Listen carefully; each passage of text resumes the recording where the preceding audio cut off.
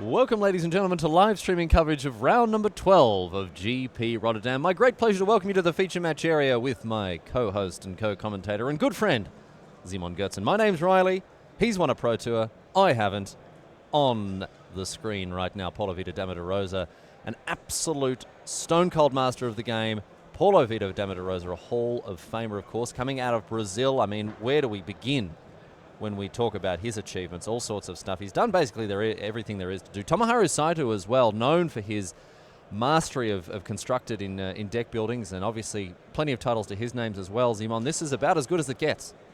Saito won Pro Tour Charleston, I think it was 2006, where the format was Team Unified Ravnica Block Constructed. So he is definitely used to playing on successful teams. And he's made two PT top 8s with teams, or top 4s with teams, I should say. And as you said, yes, winning Charleston 2006. On the other side of the table, however, 17 GP top 8s for Paulo Vitor Dama da Rosa and 10 PT top 8s, including a win 6 years ago in San Juan. And of course, the Brazilian national champion this year. There aren't many people who can hold a candle to him. Willie Adel, a couple of other players from the in South America, in Brazil, of course, but PV really rises above them all. Head and shoulders. This game already underway. See a couple of red creatures slamming onto the battlefield here with a Brazen Scourge meeting the Spy-Side Infiltrator. So far, we haven't missed too much. Two drops bumped into each other. Other than that, not too much to talk about. No, I think PV happy to take that trade there against Saito. The thriving grubs often can grow out of hand, but look at this double Brazen Scourge here for PV to face off against, and immediately snaps off the trade. Saito in a very aggressive posture to begin with, but on turn 4, certainly, I mean, a fine play, 3-3 with haste, but still, perhaps more to gain here from these cards as we see a veteran motorist comes down. PV is very fortunate that his 3-drop and the following 2-drop have 3 power. That makes it a lot easier to deal with these 3/3 haste creatures, which can be quite a threat in the early game. Yeah, the Brazen Scourge here hasn't had the impact that I think Saito was perhaps hoping it would. But look at this. This is a very, very tidy answer to this particular board state here with a furious reprisal acting as a bit of a plague wind here for Paulo Vitor Dama da Rosa. He immediately follows up with a Consul's Shield Guard, but that was very, very nice there from Saito. Yes, and almost impossible to play around if you can't not play anything in the face of a Brazen Scourge and potentially a large creature from Saito next turn. So you just have to take your 1-for-2s sometimes and accept that that's something that happens in Magic. And also Da Rosa managing to get a scry from the veteran motorist, sending a card below. So it's not a total loss for the Brazilian, but he'll be looking to rally here on the back of this shield, mate. Or the shield card, I should say. And the way Magic is played these days, it's not just card counting. It's not just, I've generated 5 cards of value, you've generated 6 cards of value, and that's why I'm winning. That's not how the game works at all. Renegade Freighter pops the brakes on for Saito, and it's all trains all day here as Da Rosa follows up with a Freighter of his own.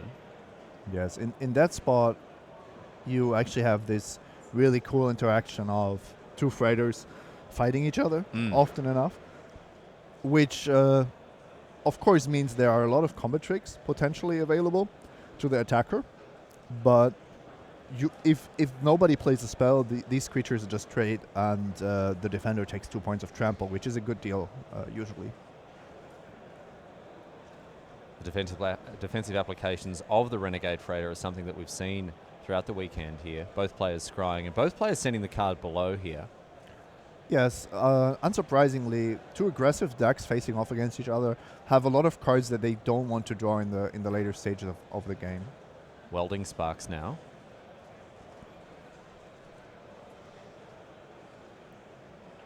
And now here we see the attack. The Freighter crewed up with the Eager Construct and the Scourge getting in there as well. A really, really efficient use of mana and resources that turn by Saito. Does Da Rosa have a trick, though?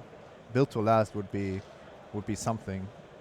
But no, it looks like that train isn't built to last and consigned to the scrap heap, along with the other Renegade Freighter, and no play here for Da Rosa with 3 cards in hand and 5 mana. He's got to be holding something. Did he just play the 5th land? Because Fateful Showdown is a card that we've seen before take out large threats. Mm. Otherwise, there aren't too many cards that you're scared of from the white-red deck. And here DeRosa just takes 5. He might be a bit flooded. That could be the issue here. 3 lands in hand, the possibility for Saito here, or for DeRosa. And a Furious Reprisal to end things very nicely. Very tidily indeed. Looks like the life totals hadn't been updated quite there, but DeRosa really on the ropes. Looks like he's gone down pretty quickly to the Japanese master. Perhaps not holding enough pure gasoline in the hand to get his way out of that situation there. I also don't think PV really managed to deal any damage to Saito. So being on the back foot all game, facing the haste creatures and the 2-for-1 of the Furious Reprisal. Actually, Saito showed him another one. Yeah, second Furious Reprisal there was what actually ended the game there. Saito forced to target his own 3-3 because it does require 2 targets to cast. And so now DeRosa will have to go to game 2 and rally up against Tomohiro Saito if he wants to keep his head above water. But as we move on now to Shahar Shenhar, 2-time world champion, playing off against Jeremy Dazani, the Pro Tour champion back in Theros. And you can see here already the power of the cards that Dazani has brought to the table. Verdurous Gearhulk, Cataclysmic Gearhulk has come down and obviously done some damage. But Shahar Shenhar is back at it with a 4-4 lifelinking card here. We've seen the Etherborn Marauder already do a lot of work this weekend, stealing +1/+1 counters from other creatures, and a nice way to remove some of the value gained by the Ether Meltdown there. This could easily swing the race in Shahar's favor because a 4-power lifelink flyer is exactly enough to push through the air here, only facing a 3-2 flyer.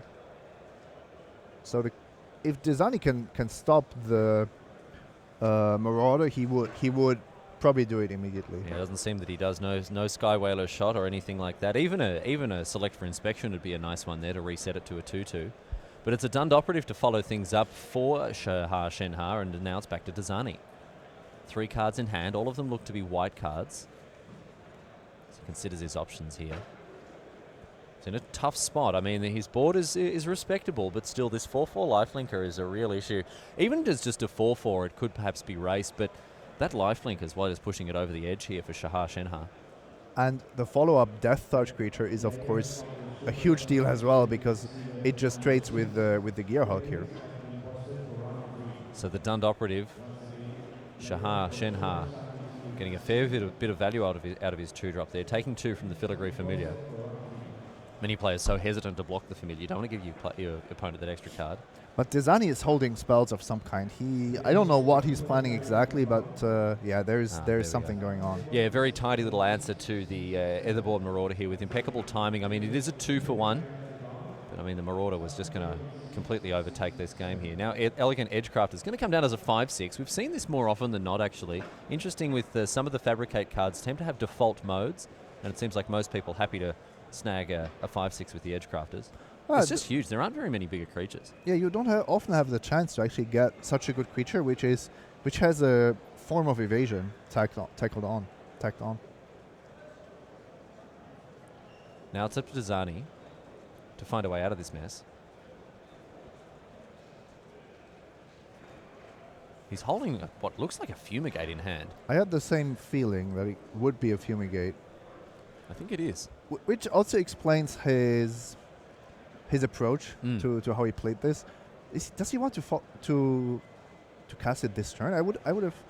He can't block. He can't block the Edgecrafter. That's one of the issues. The hidden text on Edgecrafters. It's got the Den Protector ability, which means it can't be blocked. And look here, this is a very nice value for Dazani, sneaking in for an extra 2 points of damage now, and also playing the Fumigate, gaining some life, drawing a card, and playing an Eddy Tailhawk. So the tempo back towards the Frenchman here.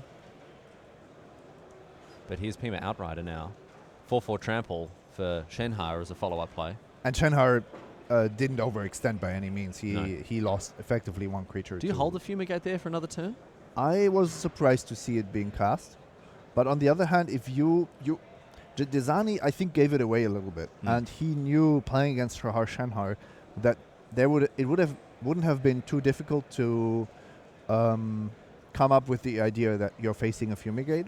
So if Shahar just attacks and passes the turn, you've really not gained anything by raiding. Gearseeker Serpent, full retail price paid for this card at 7 mana. And it doesn't look like Shenha has anything to follow up this play. So we're back to Dazani now, who has a pretty respectable clock in the form of the 5/6. Can make it unblockable, of course. High mana game on both sides of the board, of the battlefield. Dazani throwing the Gearseeker Serpent up into the air. Once again, a gross flavor violation as the Eddie Tail Hawk somehow drags this 50-foot serpent up into the air. I think it's magic. It's not like physically. Oh no, this is definitely Magic. The popular trading card game. I honestly don't quite understand why Dazani even opted to do it, because his 5/6 attacking into the Outrider didn't really seem all that dangerous. Well, no, I mean, I suppose you don't want you to trade your Gearseeker Serpent for, something silly like a Blossoming Defenses or something else like that. It is the safer play, but I see what you mean. Perhaps the other thing is Dazani doesn't have anything better to spend his energy on, is another thing. Blue and white aren't the colours that we see as a combination using energy. Yeah. Here's Ether Meltdown, more energy. If you're holding Ether Meltdown, you are not too concerned about your energy reservoir depleting. Wow, that was a Cloud Blazer, I believe. Oh, really? Here it is. Wow, look at this. 2 life, 2 cards. Look at that. Shenha staring down the barrel of one of the best Muldrifters we've seen in a long time. And in they come once again. No need for any energy to be spent this time, and Shenha takes a real beating here.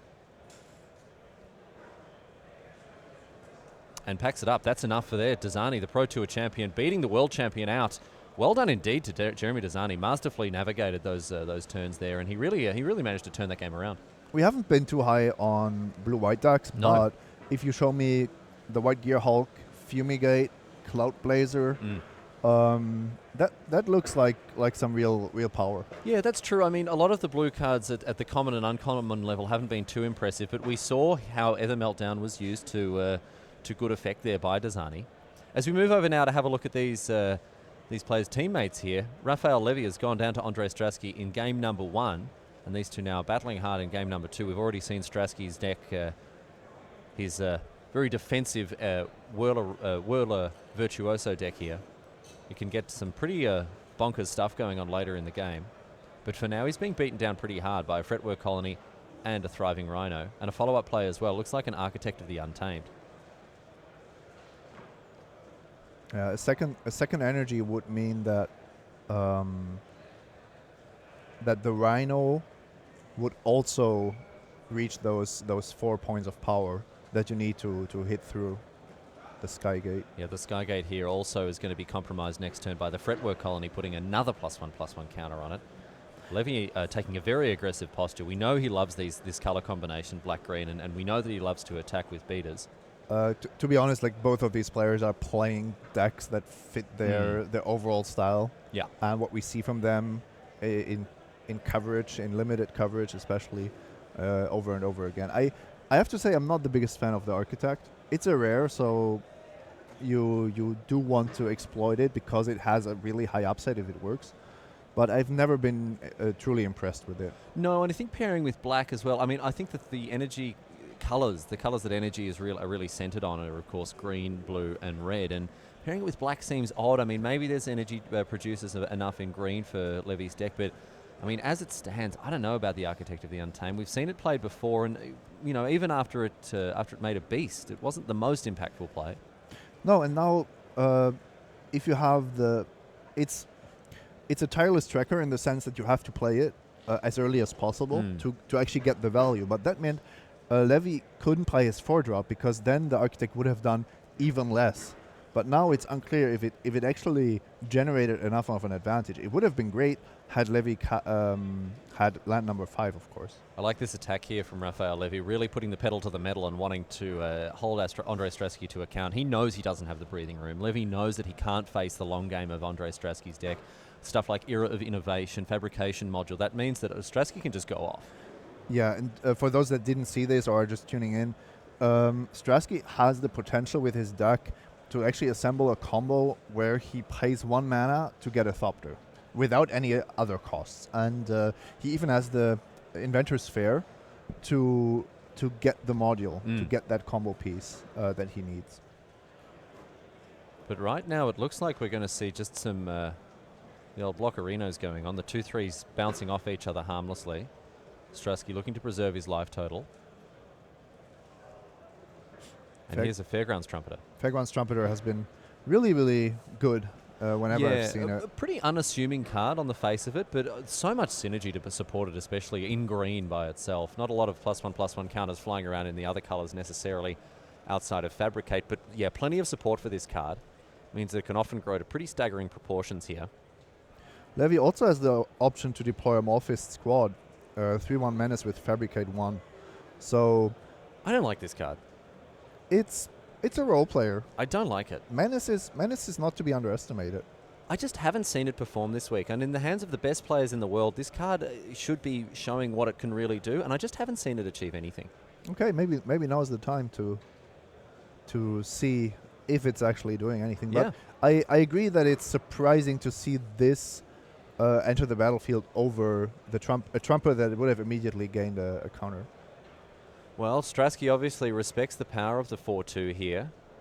An Ether Meltdown at his end step, and now it's his turn to come to the party. He wanted to cast that Ether Meltdown anyway, because it gave him 3 more energy to create a Thopter token. So Strasky gains a life here from the Inventor's Fair.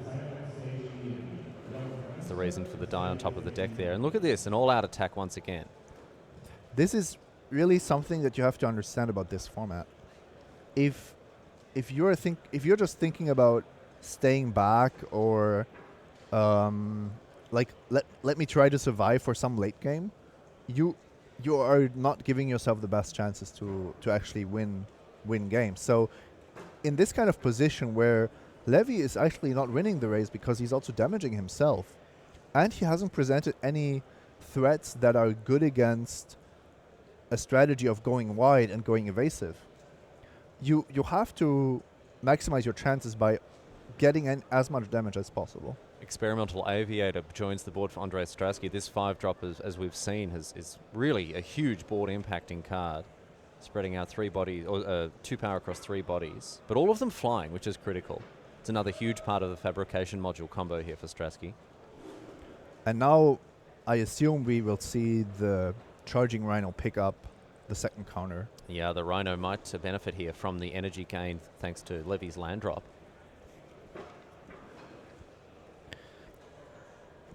So Architect of the Untamed is going to stay at home here. Architect of the Untamed has not been much better than Sage of Shalaya's Claim. Just it has only provided 2 energy, and that in a very situational manner. Fretwork Colony blocked by the Experimental Aviator. Looks like Strasky really is just his game plan for this for the colony is to just ignore it.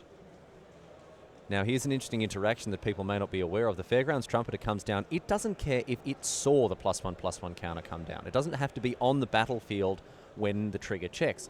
Oh, sorry, when the +1/+1 counter comes down. All it cares is when the trigger checks at the end step. Critical thing to note that if you want to put a +1/+1 counter on the Fairgrounds Trumpeter, you have to do it before the end step begins. Traditionally at the during the main phase, it's at the beginning of the end step. So if during your opponent's turn you've got an instant speed way to place counters on your creatures, make sure you do it in their main phase so as to get it at the end of turn. Yeah, so that it actually triggers. Mm-hmm. So how is this race shaping up? The colony is forcing chump blocks out of Strasky. Mm-hmm. This is pretty obvious. But he can check his calendar and just see that he's got chump blocks marked in there for days. He's also gaining 1 life a turn, whereas Levy is losing 1 life a turn. The important part is still the Skygate. One of the keys to this game is the fact that even though Levy has managed to get 2 of his creatures above 4 power, or to 4 power and above, the Trumpeter is now the next creature that's dominated by the Skygate. Look at this. We've got some shrewd negotiating going on here as Strasky nicks this Rhino, swapping it over for a Prophetic Prism here. Levy's eyes glittering at the prospect of having such a beautiful jewel that he doesn't see his Rhino being led away on a leash. Interestingly, you see that Strasky is opting for the weaker creature because he wants to keep this dynamic going of Levy racing himself with the colony trigger. Yeah, the Fretwork colony really has now just grown to gigantic proportions as a 6/6, but it looks like Strasky again is playing for the late game, wanting to conserve his life total, and the Rhino's a great blocker. Yeah, especially once the Trumpeteer gets the second counter and will not anymore be able to be blocked by the Skygate profitably. And that Trumpeter is actually going to trigger every turn thanks to the colony now. Which Strasky could have prevented had he taken the colony instead of the Rhino.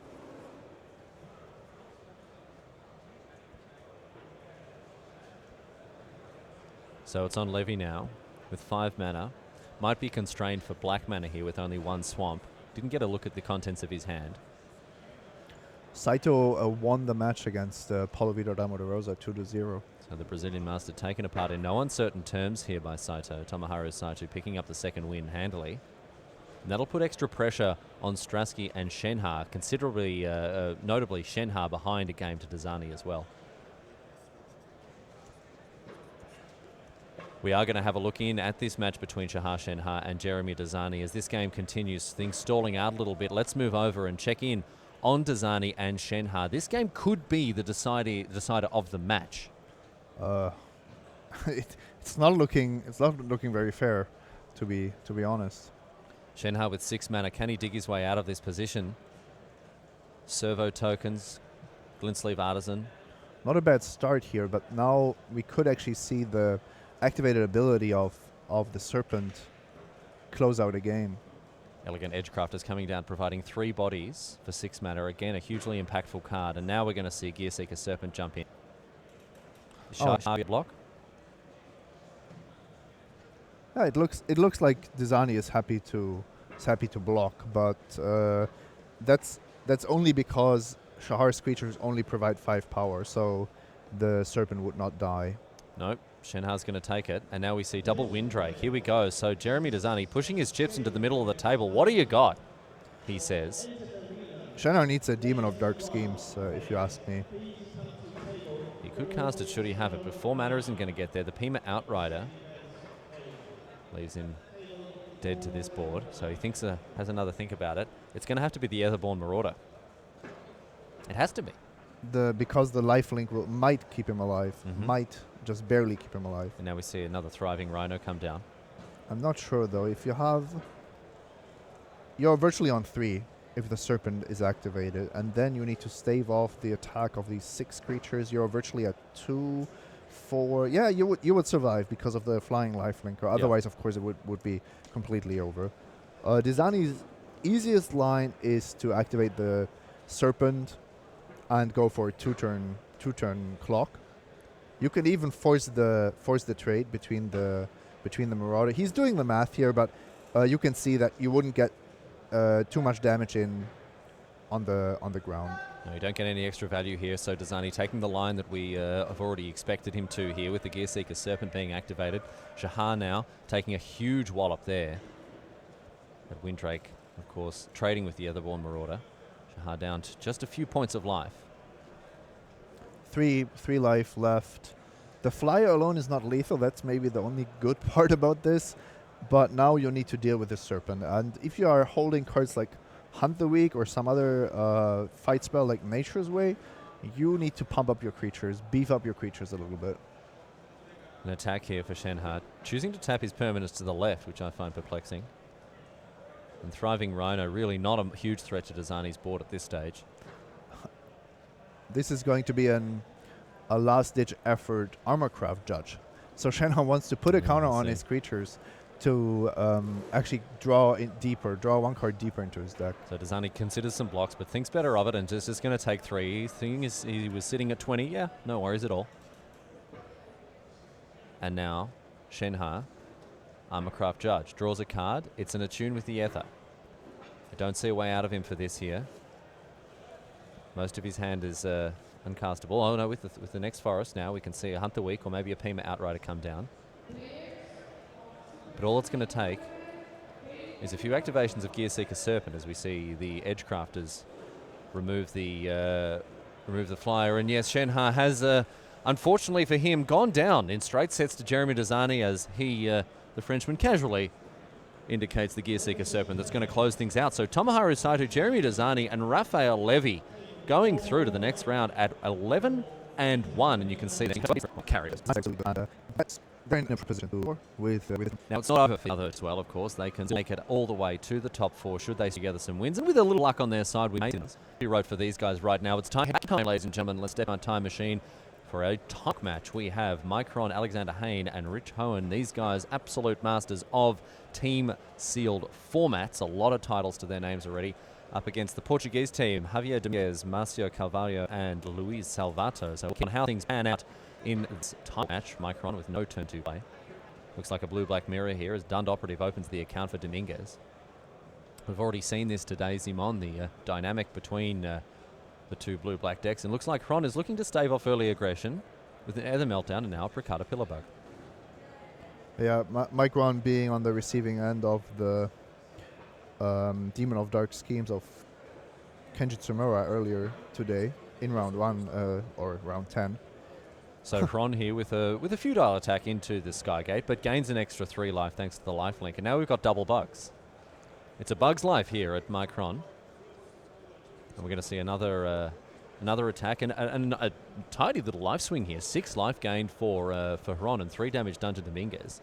You have to take what you can get, and your opponent isn't developing much onto the board. In fact, this is a bit weak, I would call it. Interesting attack there. I'm not sure if I like that. I would have maybe threatened a double block.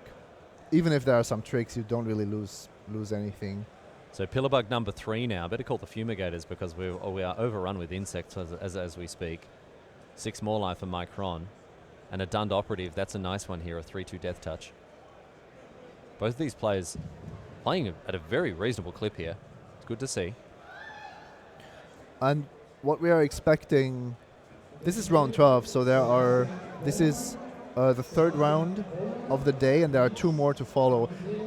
I think if people want to make sure that they're in the top 4, they absolutely have to go 12-2. Mm-hmm. So there is no leeway for losses or draws at the stage that these players are in. Look at this. Javier Dominguez here with the Chief of the Foundry. That's going to beef up his team quite considerably.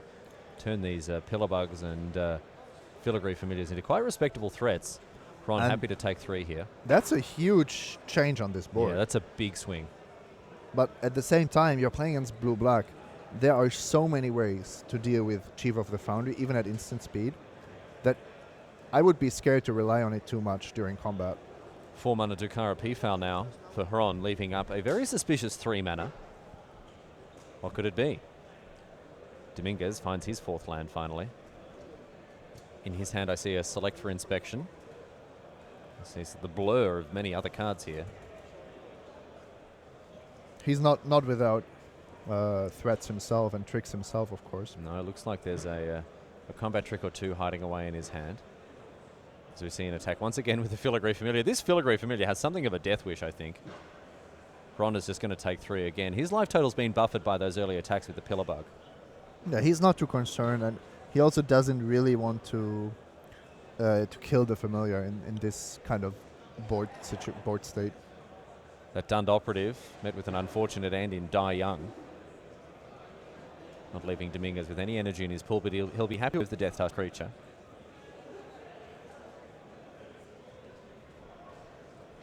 I think Micron has the read on Rush of Vitality here, because that's the reason why you wouldn't want to block with your P-Foul. But Dominguez is not forced to cast anything. So back to Hron now. 3 cards in hand for him. And he's found Oval Chase Daredevil. That's a big card in this matchup. Prophetic Prism. Dominguez draws again, finds another land. Oh, well, some really good cards in his hand. Rush of Vitality, Marionette Master. Yeah, I saw the Marionette Master there, in addition to, of course, the Select for Inspection we talked about. Another attack with a Filigree Familiar. Does Dominguez want to do anything about the block with the P-Foul? Looks like we will see some action. And it's Subtle Strike. So +1/+1 counter for one creature, -1/-1 for another. And that way, you're safe from a removal spell on Chief of the Foundry, messing up your plans. So smart play from Dominguez. As Ron draws and says just says go. Looks like he's flooding out a little bit. Yeah. So And Marionette Master's going to punish Ooh. that enormously here. I Not- imagine we're going to see 3 +1/+1 counters placed on the Marionette Master. That's going to be a drain for 4 every time an artifact dies. That's a huge swing here for Dominguez. This is going to be difficult for Micron to address. But now you have to trade with your Daredevil, right? It doesn't get better than that. No, you let your opponent draw a card, but you're taking 4 anyway. But I think it's still better to take 4 now than to take 4 in combat and then continuously take damage. Look at this, a triple block here. Kron wanting to leverage a bit of life out of his cards. My explanation is that he's just not holding artifacts. So he can't rely on his Daredevil coming back. Mm-hmm. So if Dominguez decides to kill a Pillar Bug, he is still not too unhappy, even though he would, of course, prefer to trade with to always trade with the Daredevil. So Dominguez draws a card from the Filigree Familiar, and Micron buffers his life total by 6 points. But still loses 4 thanks to the Marionette Master, and another land here for Hron. He's in a tough spot. And Dominguez knows that there can't be much in Ron's hand. Had there been an artifact, the block would have looked differently. Had there been creatures, they would have entered the battlefield, and so on and so on. Had there been removal, it would have been cast. Both Chief of the Foundry and Marionette Master really, really good targets. So Dominguez now attacking just with the Pillar Bug. There's a 3/4, and we're going to see the Dragster, the Daredevil jump in front of the Bug there. Going to trade off. Dominguez gains some life. And Ron loses some thanks to the Marionette Master.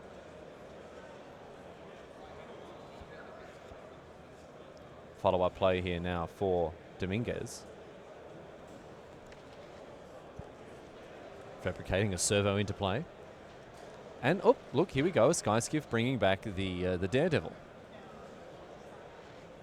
It's back to Dominguez now, sitting behind a pretty significant board that was recently bolstered by the ambitious Etherborn. Something that would have been cool to see would have been 3 servo tokens made by Marionette Master, and then you select for inspection your own master to replay it as a 4-power creature. Unfortunately, not how this game developed. Would have been super tight, however.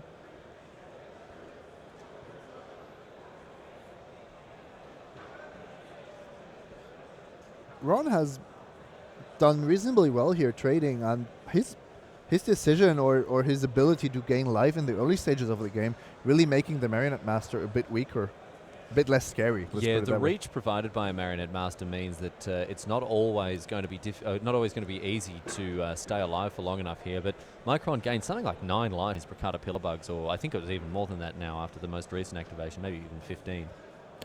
Or an even number.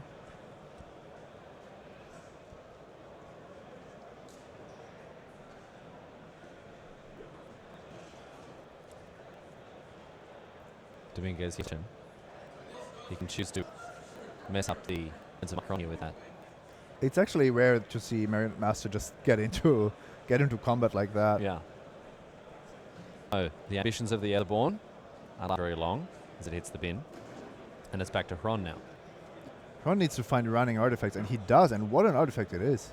Jeez, there we go. That's a nice one. Going to come back time and time again here with the ability on the Scrap Heap Scrounger. Not really, though, because it can't block, right? So Dominguez is just not going to let it die. Oh, that's true. The Consulate Skygate providing an easy blocking option here for Dominguez. But it does animate the Sky Skiff, so it's not completely useless.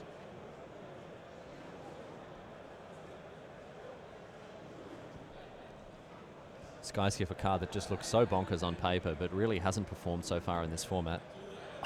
On the pre-release weekend, I played against a guy who had like 3 or 4 of them in his deck, and he was wondering why his deck didn't work the way he expected it to. And we had a nice chat about how this is a very real cost. The crewing is not something that comes comes for free. Are we going to see Dominguez unsummon his Marionette Master here? He's blockers. He's also holding Rush of Vitality. Oh, so geez. You can try to rush and then still save it should it become relevant. So 2 mana here paid for this combat trick that we've seen time and time again. Indestructibility on a black card raised a couple of eyebrows, but a pretty straightforward explanation provided by R&D saying that Regenerate, with all its sort of clunky rules and that sort of stuff, was going to be phased out and replaced by Indestructibility. I think we can all get behind a change like that. We saw a bunch of these effects already. Target creature gains Death Touch and regenerate, that sort of thing, draw a card or not. Like all these kind of cool combat tricks that are giving black some more play in the red zone. Look at this. Hron misses on the Glint-Nest Crane. There's no feeling worse than that. Anyone who didn't get there with an Augur of Bolas will know exactly how that feels. It's not a good way to be. And we have to assume that Ron has a pretty good shot with his Cranes, given how his deck is constructed. Yeah, we've seen a bunch of artifacts come in. Look at this, the block here from the Scrap Heap Scrounger. Just testing the waters. Dominguez up to 30 life here, and Hron is in a very tight spot as Calvario and Salvato win their games as well. This is the worst part about it. Not only are you losing the game, you also know your teammates, or you might know that your teammates are down a game as well. Marcia has really been crushing in limited the last tournaments, playing very tempo-oriented, aggressive decks all the time. You can't stumble, otherwise he will devour you. Marionette Master coming in for another 3 here. Dominguez fiddling around with his lands, nearly chucks one at his opponent's face there. 2 lands in hand, in addition to this select for inspection. Dominguez has been sitting on this for a long time. His Hron's down to 3 now. Well, this is the most aggressive Marionette Master I've ever seen. Just a Siege Mastodon getting in there here. Dominguez threw all his artifacts at Ron already, so this is basically the last man standing, and I think it's very smart to be holding that select for inspection for so long. So we see an Essence Extraction here on the Marionette Master. There's got to be a follow-up play, and there is. It's Die Young. Oof. I don't think that's resolving. That is rough stuff, yeah. So we see the Essence Extraction gaining Micron 3 life here, but now the Die Young is not going to have the effect that Ron wanted it to. He doesn't even gain the energy as the spell's countered, thanks to the Select for Inspection. And that's tight play there from Dominguez, rewarded for his patience, not deploying that unsummon effect until it was needed. Had Ron had the option, I'm sure he would have threatened to kill it during combat. Then at least Dominguez would have been forced to cast the spell earlier. Maybe actually he could have, with blocking with the Pillar Bug and then casting Die Young before Essence Extraction.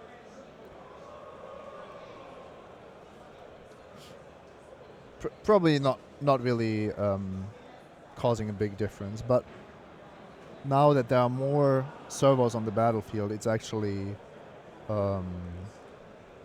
it's actually getting out of hand.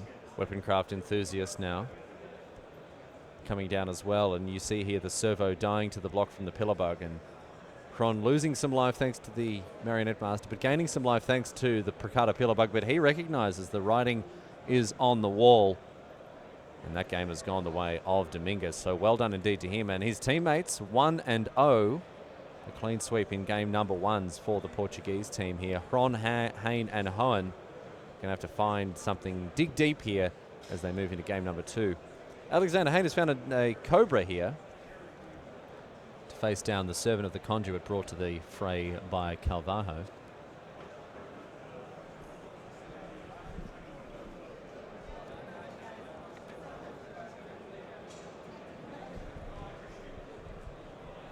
So if we're not mistaken, we just saw a Die Young cast as an instant, even though it's a sorcery. No, was it another card? We did see Die Young cast on. I think we did see Die Young cast on the during an opponent's turn there. This is a replay, but we'll make sure to inform Mike about that, just so it doesn't happen again. neither player caught it, so let's assume it was just an honest mistake. Nanam Cobra here doing some work for Hain as it's joined by an Ether Torch Renegade. And Wild Wanderer for Carvalho fetching out a splash color. Nice bit of fixing here.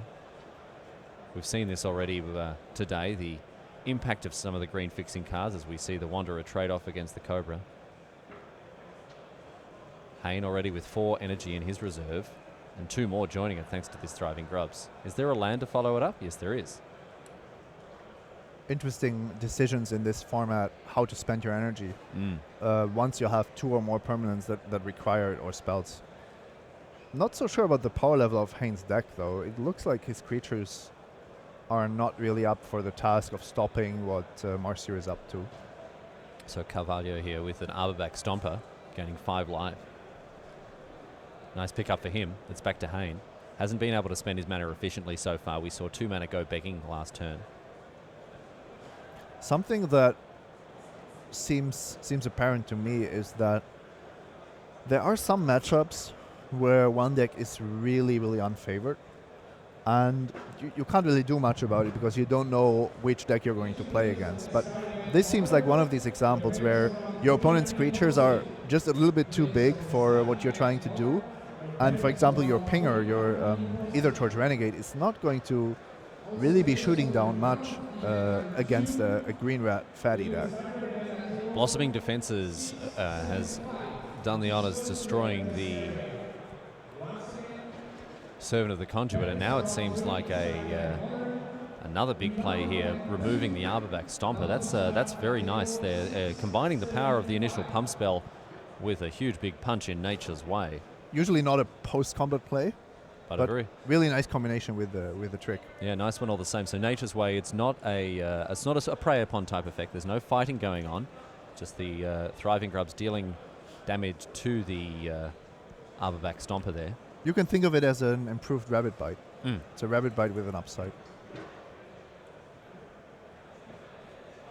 So High Spire Artisan coming down as a 1/4 reach, and a Cultivator's Caravan, which we've seen float around in some Mardu vehicles lists in Standard here, as a mana rock with a bit of upside as a vehicle. Well, I say a bit of upside. Thriving Grubs coming in again now as a 4/3. Yeah, with the idea being, of course, that the Caravan would trade with the Grubs thanks to the extra point of damage provided by Renegade. So Hain, despite what I just said, making really good use of the Pinger, the threat of activation, more than the actual activation. So Hain in for some damage now, and Cultivator of Blades. This is a very powerful card, and we see it come in as a 3/3. Not the first time we've seen it this weekend, Simon Gertzen. The Cultivator of Blades slashing up and down this weekend. As a 3/3, it means whenever it attacks, other attacking creatures Hain also get +3/+3, thanks to the power of the Cultivator. I'm still not so sure about this card. I haven't really seen it do much, it hasn't really been super good when I see it hit the battlefield. Sage of Shayla's Claim comes down, and Carvalho ships the turn. We're going to see it immediately shot down by an Ether Torch Renegade. So Carvalho trading 1 card for 3 energy, essentially. If Hain is holding a trick, he might actually just want to attack with everything here. And then no matter how Carvalho blocks, he's getting punished. If not, you can't really do anything. This is a huge difference in what your options are. Well, let's see how Hain navigates it here. He can make a huge attack.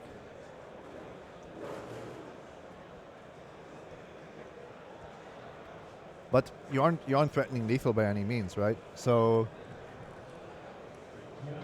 it depends how scared you are, really, I think. I'll take Brawler now. 2 more energy.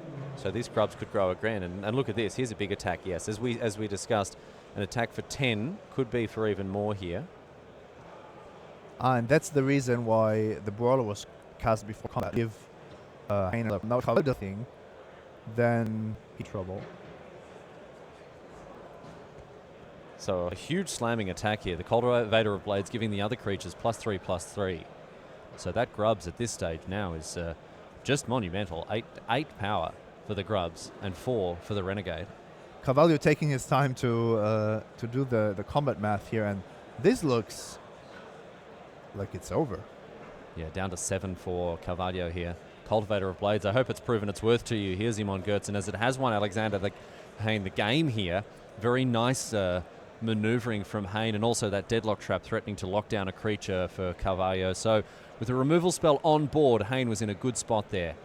His teammates, however, Simon, in not such admirable positions. Rich Hohen going down to Luis Salvato 2-0. Mike Ron also, as we saw, went down to Javier Dominguez 1-0. So it has to be all wins all day here for Hayne and Hron. This is the beginning, right? You can't turn a match around if you don't start winning your games. Oh, mate, a journey of 1,000 miles starts with a single step. Rich Hohen is busy helping his teammates, so it's going to be up to these two players, and we are moving to Mike's and Javier's game. So here is Gearseeker Serpent getting a little bit of a discount thanks to the artifact on board. And it's back to Dominguez now with his skewed lands here. Sort of jaggedly cutting across the battlefield. Look like a fence built by a drunk person here. We'll see how Dominguez can respond. A Gippin in his hand as well. Looks like Monty Lord is down from Hron. Pace. Can we tell which card though? No, well, no. The sleeves look to be any indication. The sleeves look too similar from this perspective. So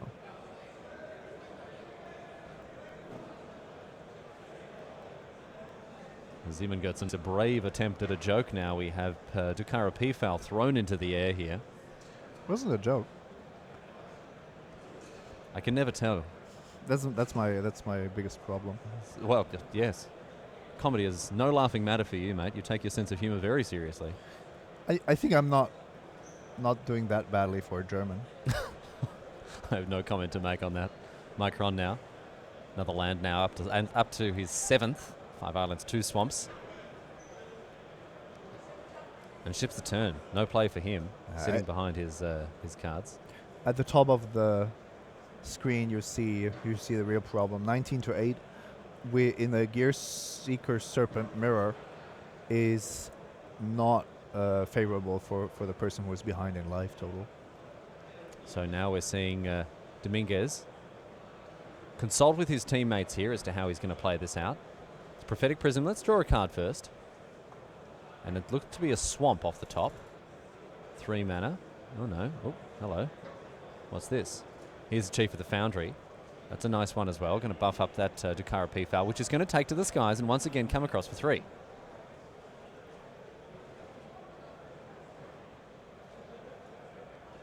And looks like Ron had something to say about the Chief of the Foundry, some kind of answer to it. I wasn't exactly sure what it was. Might have been an essence extraction would be my guess. It has to. Double black being tapped here. And yeah, Ron is going up by 3 points and then taking 2 in the air. Yeah.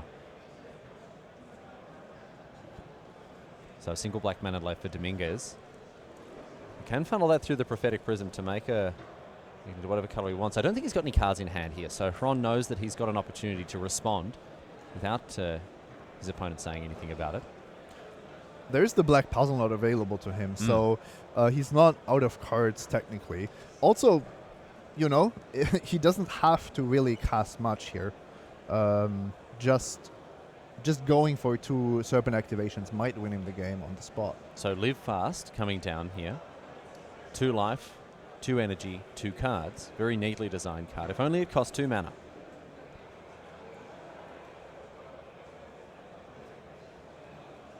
Also slightly problematic that generally you want to cast Live Fast before you die young.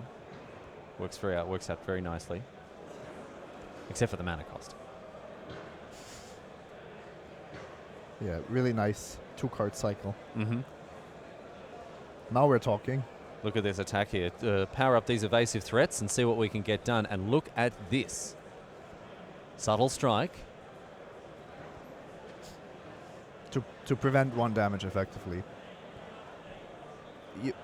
Mike was facing 7 on 7 life, so he had to cast it to just stay alive. So shrinking one of the creatures down by -1/-1 and putting a counter on the pillar bug might have been confusing to think that the pillar bug was picking up the bonus there, but of course it's not a bad place to put it. Can buffer Kron's life total here, but I tell you what, he is up a certain very famous creek without a canoe here, without a paddle or a canoe or any kind of flotation device.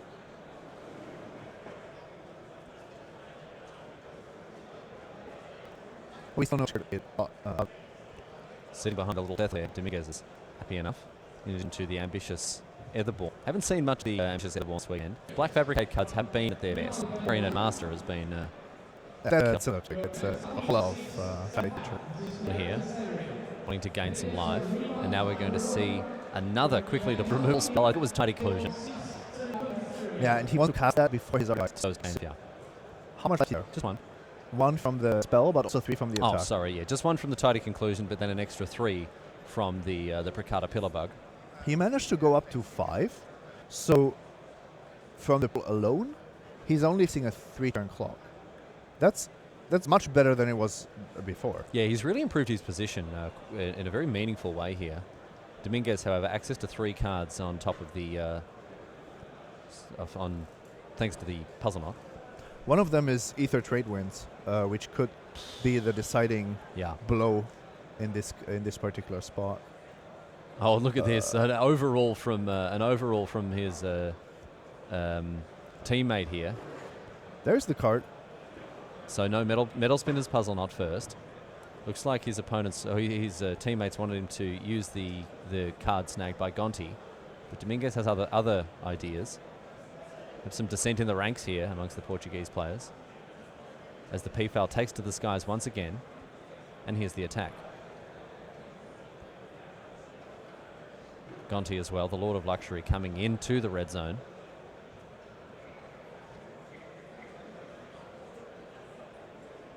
I assume that Cavallo and Hain are playing their game, so that this is probably Salvato supervising what Dominguez is doing. So Gearseeker Serpent blocks the Gonti, and it's now long-skinned fire whale, long-finned sky whale. Got there in the end. As a 4-3 in the air, this card hugely impressive. Haven't seen much of it, and it's enough to secure a victory here for Javier Dominguez. Unfortunately, never found out what that card nicked by the Lord of Luxury was, but you've got to say Micron, after trying to posture himself into a better position, unable to do so. So congratulations indeed to Dominguez, Carvalho, Salvato. They continue at X and 2. Kron, Hain and Hohen going down to 9 and 3. We'll be back in just a few moments, my friends, with round 13. Don't go anywhere. We'll see you soon.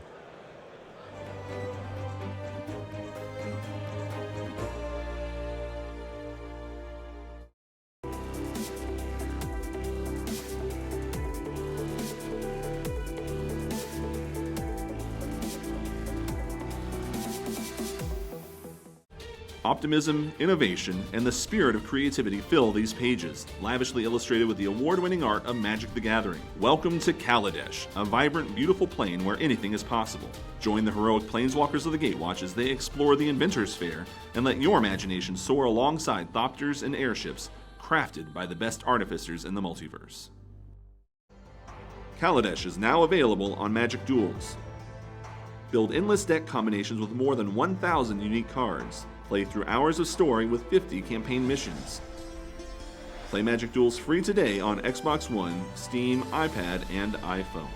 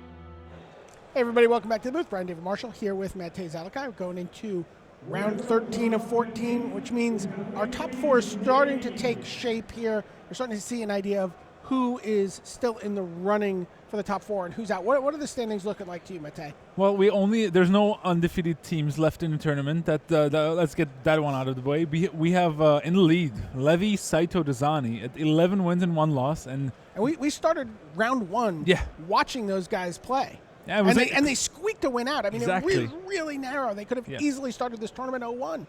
It could have, but they've rallied. They only lost once yesterday, undefeated so far today at 11 wins and 1 loss. Great, and they're the only team. They're leading the pack, and they're 1 point ahead. The team of Frank Karsten, our coverage colleague, he's playing with 2 buddies, but doing really well. They have actually 10 wins and 2 draws, so they are technically undefeated. Technically. Well, I like to call it dented. Okay, they're a little dent. Yeah, but I mean they're doing pretty well at 10 wins and 2 losses, 2 draws. What's kind of amazing about that is Frank Karsten, of course, the Hall of Famer, multiple-time Pro Tour top 8 competitor, but his 2 teammates last year had 1 pro point between them. So these are, very fresh faces in terms of playing at this level, and they've acquitted themselves very well. Yeah, but Frank said he knows them for a long time. He just wanted to have fun, and they're having fun while winning. I mean, certainly could be worse for them. All right, we have a couple of really good teams on 10 wins and 2 losses. Both, we believe they need probably 2 wins to make it in for sure, 100%. Yep. Maybe a win and a draw, depending on how it shakes up. For the most famous one of them being the team of Javier Dominguez, Marcio Carvalho, and Luis Salvato. They're 10-2 as well as Strasky, Damodarosa Shenhar, another superstar team, as well as Tsumura Yasuoka Takeshita, the Japanese national team. Wow, yeah, that is the Japanese national team. Just one player, not there. 4-player teams, obviously, as you saw from the graphics we had of the World Magic Cup teams. Wow. Yeah. There's a couple of other teams that are there, maybe for the fans at home. We have a team with Lombardi, and Rebagliati at 10-2 with the best tiebreakers in 3rd place so far. 5th place is Alcaraz, Gradi, Tudurin. We saw them late yesterday. Yeah, we were watching them play, and they were doing very well. Yeah, they had solid decks, really interesting deck building as well. And I know Alcaraz has 3 GP top 8s. They both came in 15 years ago, but they all count, right? So, I mean, those guys came back to play. And I want to highlight the team in 6 in Melichar, Grigor, Bora, because I mentioned them a little as people coming together for the team GP. You bring your friends from back of the day and go to the team tournament. They've been doing really well. 10 wins and 2 losses for a team with basically 3 unknowns on the international stage, but they've all been playing for more than 15 years themselves. So it's funny too, because I don't think people realize how tough it is for these teams. Even a team like Frank Karsten with 2 unknown players, or a team of 3 unknown players. I tweeted a picture earlier of 3 pictures actually of the teams in the feature match area, and so it's Rich Hohen with Alexander Hayne leaning in and sort of consulting with him. And it's Takeshita on the Japanese team with, the most recent Pro Tour champion, Shota Yasuoka, and Hall of Famer leaning in and helping him. And then it's Andre Strasky and Paulo Vitor Damodarosa. And Paulo is sort of, sitting in the co-pilot seat while Strasky navigates his way through a complicated board state. It's kind of crazy. And then there you get a look at the teams we're going to be watching. Yeah, but as you mentioned, those players, now they get to face against each other. At the back, there's the team Japan with Tsumura, Yasuoka, and Takeshita against Strasky, Damodarosa, and Shenhar. While also in the front, the clash between 1st and 2nd place, Levi Saito Dezani against Carson, Voss, and Mellis. And I think the winner will make it in. All right, 2 Hall of Famers. We're ready to go down to the floor and watch round 13 here at Grand Prix Rotterdam.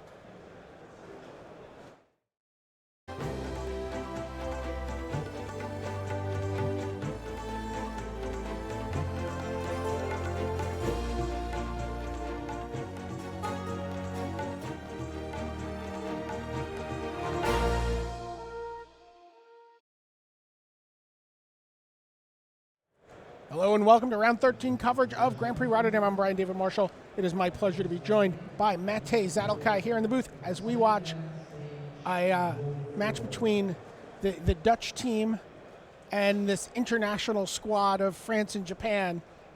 You see Bas Mellis on the left, Jeremy Dezani on your right, and he's opened up with a Cogworkers Puzzle Knot, an Aether Theorist for Bas Mellis, a blue-white mirror.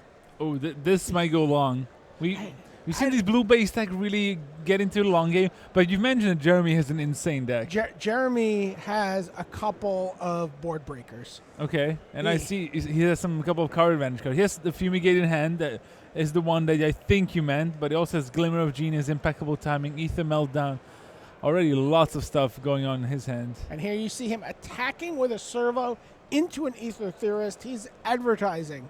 He's put up a big banner. He says impeccable timing. Yeah, alternate But it could be built built to to last. Yeah, Absolutely. and both are common. So Basmalis wants to keep his Ether Theorist around. As you can see, I don't think he had the island for the turn through Theorist. So I think he wants to keep scrying here, especially with the Cloud Blazer in hand, Wow, the Whisperer Angel. And a Revoke Privileges. Very similar looking decks, actually. Yeah, and he didn't have the 4th land, so he wants to keep that Theorist, keep scrying, and keep ramping up his mana. 4th land for Jeremy Desani. By the way, you see he's also got an Inventor's Fair there. Why not? And here's a Propeller Pioneer. He's going to make a servo. He's just going to sit back this turn. And gets to start gaining some life. No, and Basmalis will start to get the scrying. I think he found land. Yeah, I was going to say, that is 100% to be a land. Okay, go revoke the privileges of the Propeller Pioneer. Jeremy does not care about No. that at all. Yeah. I think Bass's deck full of these auras might not match up that well against Jeremy, but on the other hand, Jeremy has all these Ether Meltdowns that are also not the greatest. And Jeremy also started to gain some life with that Inventor's Fair. As I mentioned, this game will go long.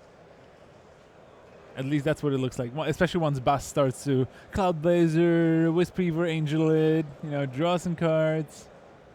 Now here come the servos. Here is the impeccable timing for the Aether Theorist. He's going to scry. Digging for lands. He'd love to find land number 5 because that's going to really unlock his deck. He's going to get the Cloud Blazer and start digging away. Also has a Sky Swirl Harrier. So another 5-drop that he wants to keep. So I think... And a Wispreaver Angel that he'd love to get land on the board. Maybe, the turn after he plays that Cloud Blazer. Yeah. Let's see if he finds the land.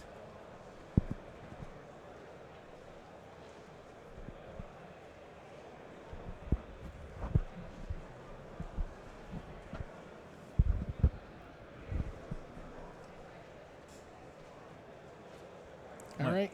Okay, There's a Glimmer of Genius for Baz on turn 4. That finds him his 5th land. Yeah, but he waits the whole turn doing it. Yeah, When he was takes scrying on top, he was like, "Oh, Glimmer of Genius. Do I want to time walk my opponent?" Basically. But I mean, it's not a bad spot for Bass.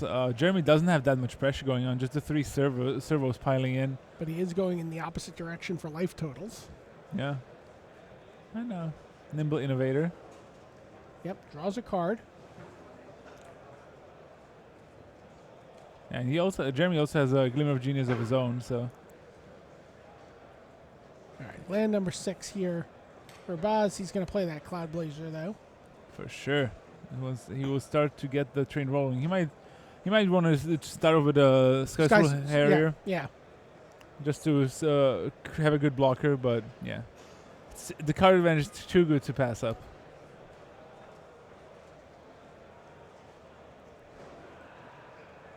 Plays land number 6. And draws an Iron League Steed as well. It's another good way to deal with some servos.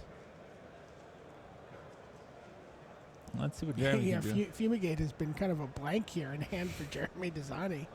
I mean, he doesn't have any pressure. He just has land, Glimmer, Fumigate, and Ether Meltdown, and Malfunction. Not cards you'd want to see. Kind of interesting that Jeremy's deck looks very similar to the deck he played yesterday on day 1. Yeah. It looks like this is an archetype that suits him. 7th land for Jeremy. He can actually use his Inventor's Fair here to go find something. Yeah. I wonder what good big artifact he has.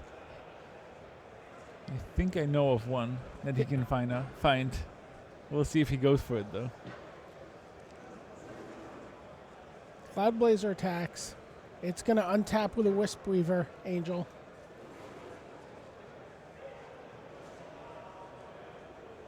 Gonna gain a little life, draw some more cards. Does this resolve?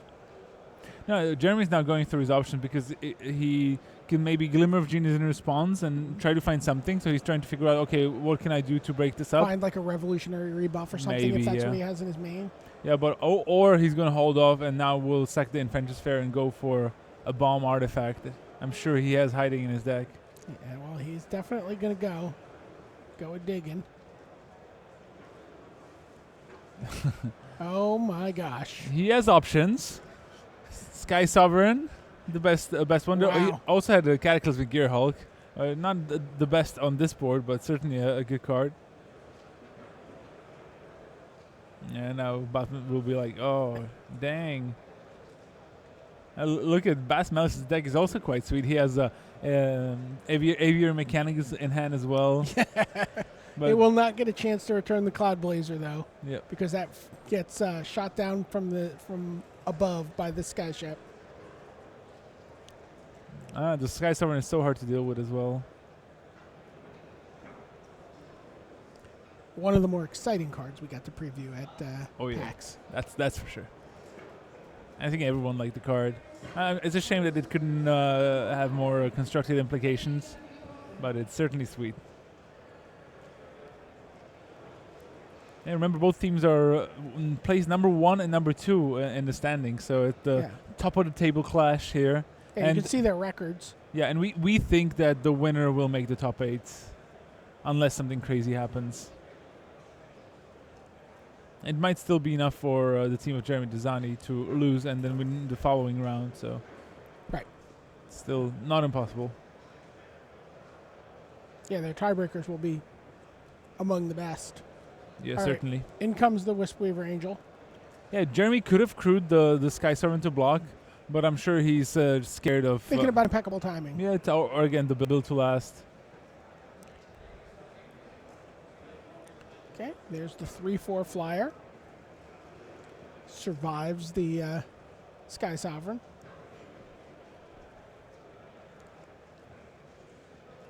Sort of. At least it has 4 toughness, so it's not like Jeremy can just attack and deal with it. But on the other hand, what Jeremy could start doing is play a creature. I think he drew a Propel Pioneer. He also has the Gear Hog, which he doesn't want to play though. He can probably Propel Pioneer, crew the Sky Sovereign, attack, ping the Skyscroll Harrier, and attack with his other creatures as well. Because then if Baz decided to block, then okay, that's irrelevant. Or he could malfunction the flyer. He also has an Ether Meltdown in hand, so there's plenty of ways to deal with creatures. And he just gets in with for 5 with his Nimble Innovator and 3 servos. Interesting. Doesn't want to expose the Sky Sovereign, interestingly enough. I mean, so basically exposing it to you're thinking about a Sky Whaler shot there is basically the card? Yes, Sky Whaler shot was one. Another one could be maybe like an acrobatic maneuver on the Wispweaver Angel. Sure. Bounce, flicker the Sky Swirl Harrier and double block. Well, that would be disgusting. Yeah, that would be sweet, but no. So Jeremy's just playing it safe. He knows he has a very good board position. He doesn't need to expose his Sky Sovereign for now. He's in a solid situation anyway. So by the way, while Jeremy still toils away here in Game 1, his teammates Raphael Levy and Tomohiro Saito have fired off quick wins in each of their matches. Tomohiro Saito's deck looks also quite ridiculous. Just had so much removal and had more removal in his sideboard that he brought in when I was walked over and watched a little bit of their match last round. Yeah. Speaking of disgusting, how about drawing a Fragmentize, not being able to hit the skies because that's 5 and not 4? That has to hurt. Doesn't want to use it on the malfunction because he's probably going to Aviary Mechanic and replay that.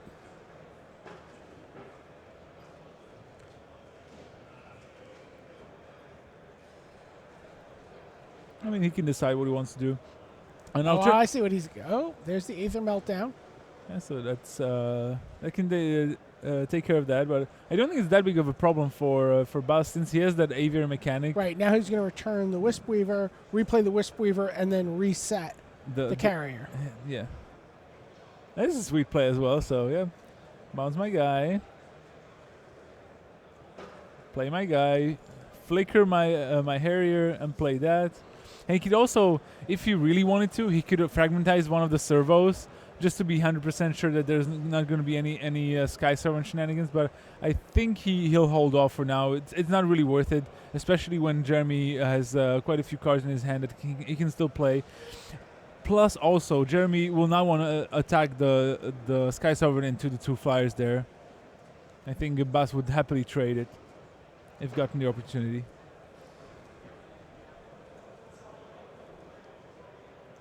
So nice job by Bass staying alive here against this pretty good draw here from Jeremy Designy's deck. Yeah, he's taking advantage of the fact that his creatures or his creature lineup is working very well against the enchantments from Jeremy. Jeremy still has that Fumigate as a backup, though. That must be scary. And the Fumigate's kind of nice in a deck where you're playing with something like the console flagship. Sure. Yeah, I mean, you can wipe the ward, follow it up with a 3-power creature like a Glintsleeve Artisan or a Propeller Pioneer, and go from there. And look at this. He's going to keep those too. Wow. Cataclysmic Gearhulk from Jeremy Designy. Crew the ship. Shoot your Wispweaver Angel. And attack for 6. Yeah. Yeah, that was a good And that's going Gearhulk. to drop Basmelis to 7 life. Yeah, and again, he's stranded with that Fragmentize in his hand, and there's 2 5-casting cost artifacts in play that he just can't touch. Doesn't even need the Fumigate. Jeremy's deck looks great. Yeah, it's really spectacular. Yeah. But now, Bas, he has another Revoke Privileges that he was keeping in hand for exactly this sort of situation. So you can definitely play Revoke Privileges and follow it up with maybe another Harrier. Yeah, no Sky Swirl Harrier. Yeah. In fact, gets to attack for 4 here. Yeah, so this is a match of haymakers. Like a Sky Swirl Harrier now. So maybe Jeremy Designer will be forced to Fumigate in a turn or two, because now he can't crew the Sky Siren with the Gearhulk. He does have a Propeller Pioneer, which he could, but he might just be forced to Fumigate. By the way, talk about an embarrassment of riches. Jeremy Designy hasn't even had a turn to cast Glimmer of Genius in his hand the entire game. Yeah. No Fumigate yet. I'm just going to start attacking you because you're going to be down to 1 here, unless you chump block.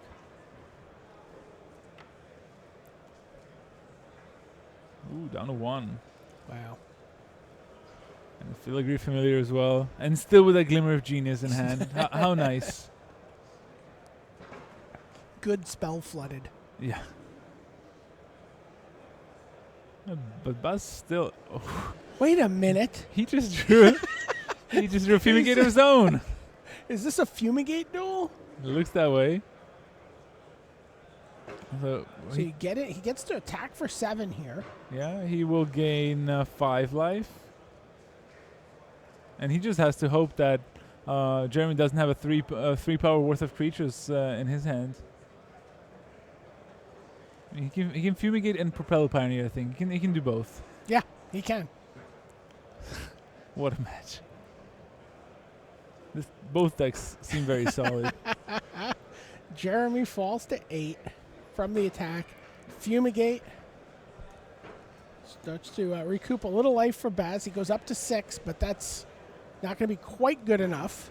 Yeah, makes a 3-2 though. Yeah. So now, does Jeremy have a creature? I don't see one just yet. I think he can Glimmer into 1. Yeah. He is going to Glimmer.